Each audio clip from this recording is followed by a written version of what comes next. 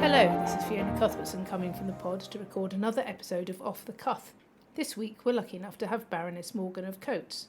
Baroness Morgan has been at the heart of politics since 2010 and has served as Secretary of State for Education, Secretary of State for DCMS and Minister for Women and Equalities. She was the first woman to chair the Treasury Select Committee before entering the Lords in 2019 while still Culture Secretary.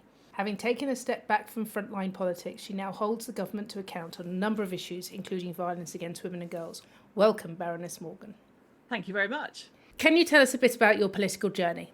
Thank you very much indeed for having me on. I joined the Conservative Party probably rather sadly when I was 16, 17. I was in sixth form still at school.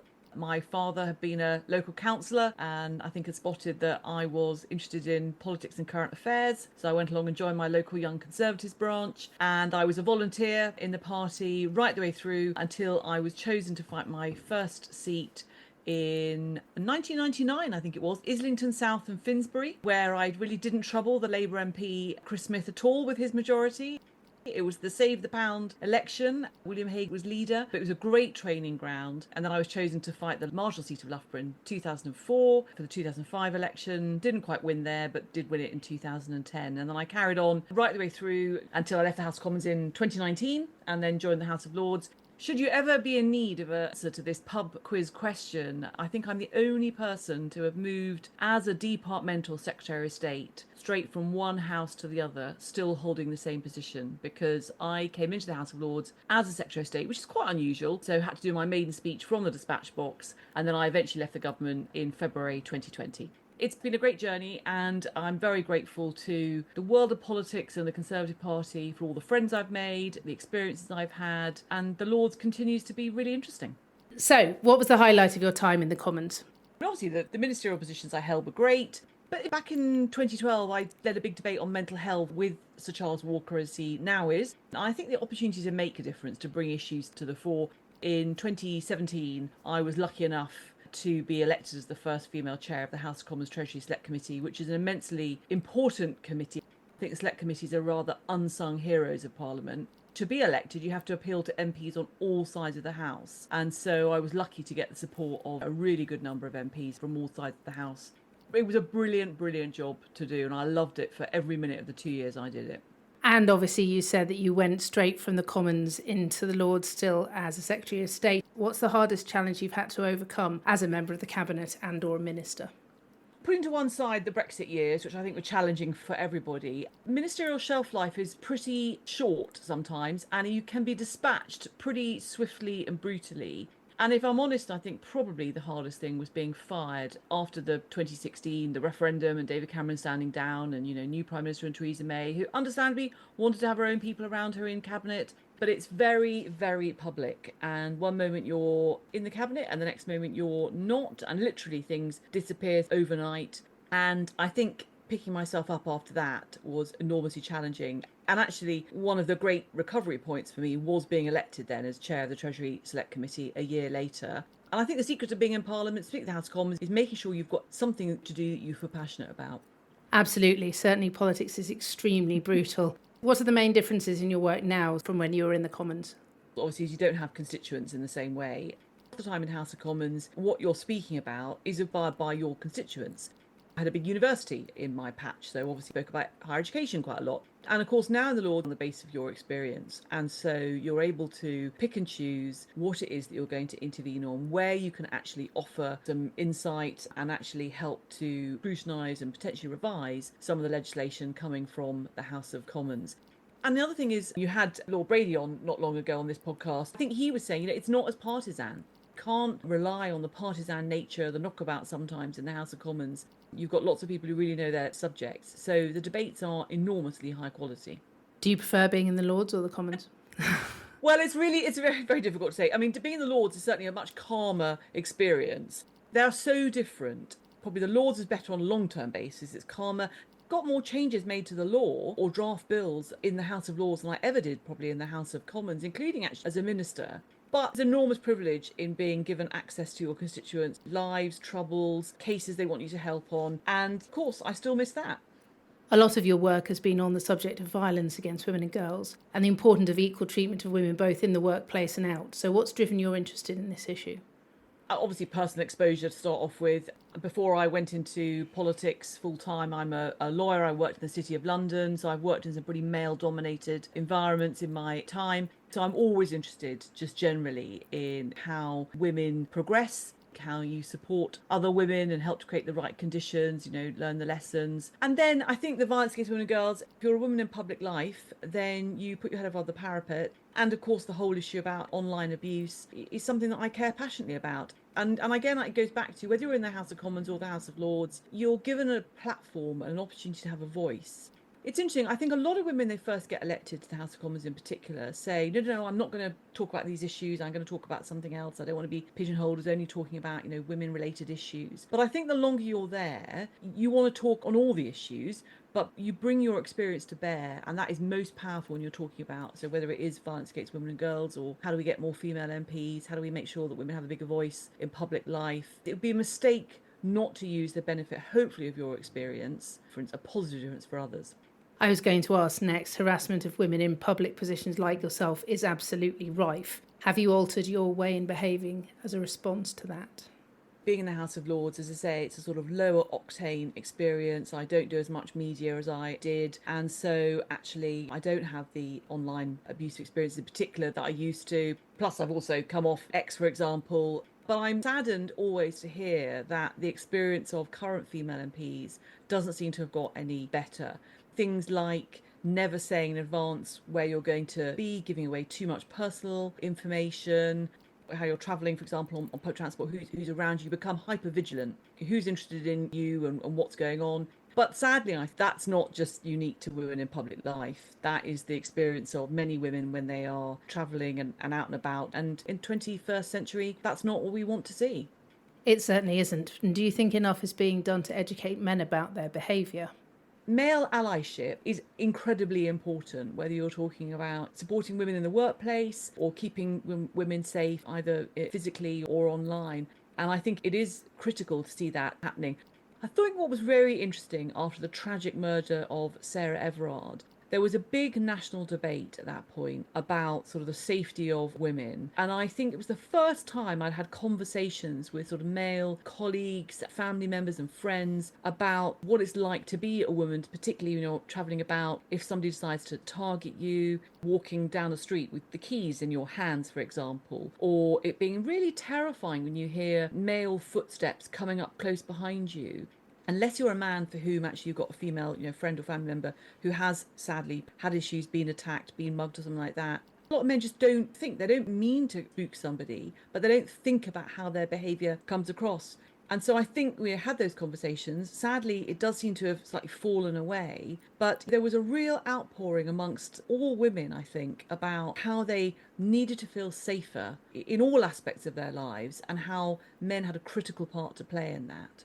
The government have regularly highlighted their ambitions to reduce violence against women and girls by half. Do you think enough is being done on this issue, or, as you say, there has been too little conversation now? Well, I think a lot more could be done. I think the government's ambition to halve violence against women and girls is extremely noble. But the fact is that you're only going to do that if you tackle it in a holistic way. I know from my time, and I think anybody who's worked with government knows, it's all very siloed, and yet we as individuals live our lives as a whole. So you need to feel safe or to have violence tackled in the home, in relationships, in public places, online. Violence against women and girls is part of the strategic policing requirement. And I'm sure the Home Office ministers who take the lead on this are incredibly committed. But actually, we haven't seen the publication of the latest strategy on tackling violence against women and girls that we were promised, probably for good reasons, which is the government is a busy place. But actually, if you don't prioritise these things and make sure that they happen, then other agencies, including the police, will obviously focus somewhere else. And that's a real worry. But, I think these things can be tackled. Those of us interested in Parliament, people outside, working together with a clear ask, you can absolutely make a difference. But, you have to just keep asking. The crime and policing bill is coming to the Lords and it's made its way through the Commons, but violence against women and girls is not mentioned. Is this a lost opportunity? I do think that it is. And we see this repeatedly. So one of the things that I've done since I joined the House of Lords was working with other peers on the Online Safety Act. And we know that women and girls are much more likely to be abused online. And yet the Online Safety Act didn't even mention the words women and girls until we managed to get an amendment through. Ofcom now have to produce draft guidance and they're consulting on that. And again, you're right, the crime policing bill, if you've got in strategic policing requirement that violence against women and girls is important, the police need to tackle it, it seems very odd not to take this opportunity to bring various aspects of the law up to date. We've seen it piecemeal. We've seen various peers, various MPs doing great work. It would make sense to make sure that the crime and policing bill reflects the importance of that subject. And a lot of women are attacked by those close to them, but there is also an underreported phenomenon where women are regularly attacked on public transport. So why do you think this issue doesn't get the same level of reporting? I do wonder whether people are just not encouraged to report it. I think we know generally there's an underreporting of violence against women and girls. Rape, attempted rape, sexual assault, for example, is massively underreported. There's a lack of confidence amongst women that these issues are going to be dealt with sensitively and appropriately and persistently by the police. I think we all know if you're travelling anywhere, and it's not just late at night, it's any time, particularly if you're in an empty carriage and spot potential troublemaker, somebody's going to make your life and your journey really, really difficult, then, you're suddenly in a state of high alert, basically. And so, not surprised to hear those statistics about travelling on public transport. I think if the companies don't specifically advertise how women can make complaints, how girls can make complaints, what they should be complaining about, and that data is then kept and interrogated and action taken, that sort of data, frankly, should be presented at the board meetings of those companies, just as one way in which that information is going to the top levels.